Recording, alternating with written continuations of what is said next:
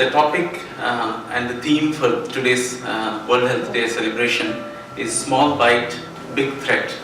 I think that phrase can mean lots of things, and people do associate the various illnesses or infections which can be transmitted by a bite of mosquito. But it's not just a simple bite, but the amount of morbidity and mortality associated with the diseases which are caused by mosquitoes. So we ran through the 6 important diseases which are seen in India, the vector-borne: dengue, chikungunya, malaria, filariasis, kala-azar, and Japanese pea encephalitis. So these are the 6 which are important for India. In terms of prevention and control, just few slides, just to oversee various strategies which WHO is using to reduce the burden of vector-borne diseases. The first one is long-lasting insecticidal nets. So the bed nets are completely soaked in this insecticide, so that and then these bed nets are used while the people are sleeping, so that it can prevent when the insects come into contact with these nets, which have already been coated, they die. There is indoor residual spraying, predominantly with DDT. I think you all have heard of DDT. So this is an important mechanism where there is a high, this is again more often in the developing countries, most in Africa and in some remote regions in India. Indoor residual spraying happens. So DDT is dichlorophenyl trichloroethane. It's a very effective insecticide. There was concern of hazard to human health, but WHO have looked at long-term studies and have given reasonable clearance that it is safe.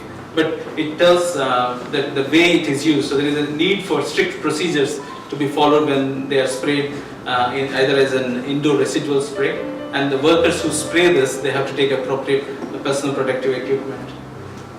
The advantage of DDT is a long lasting. Once you do a spray, it can last for 6 to 12 months, being effective.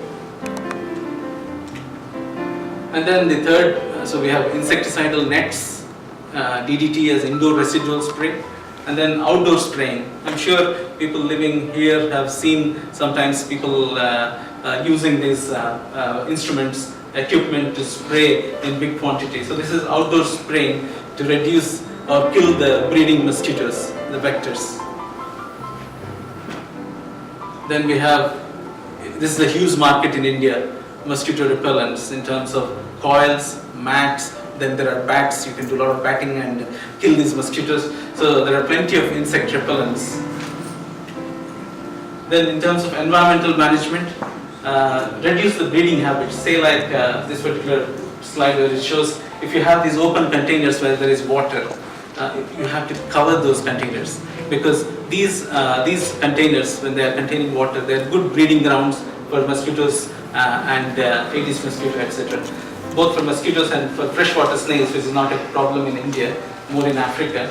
So environmental management by reducing the breeding habitats, biological control, particularly usage of Gambosia fish. So there are certain varieties of fish. If you put them in the water bodies, they kill the larvae of the mosquitoes. So we are using various strategies to reduce the vectors.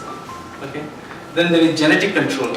So there are genetically engineered mosquitoes who can't carry the infectious disease.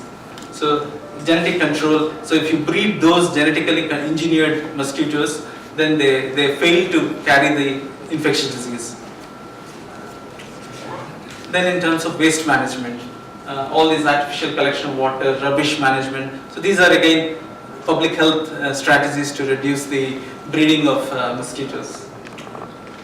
Housing modification, the usage of mosquito nets or meshes on the doors and windows, air conditioning, fans. All these are physical measures which you can incorporate into the living conditions by which you can reduce the bites. Personal protection, appropriate clothing, appropriate covering.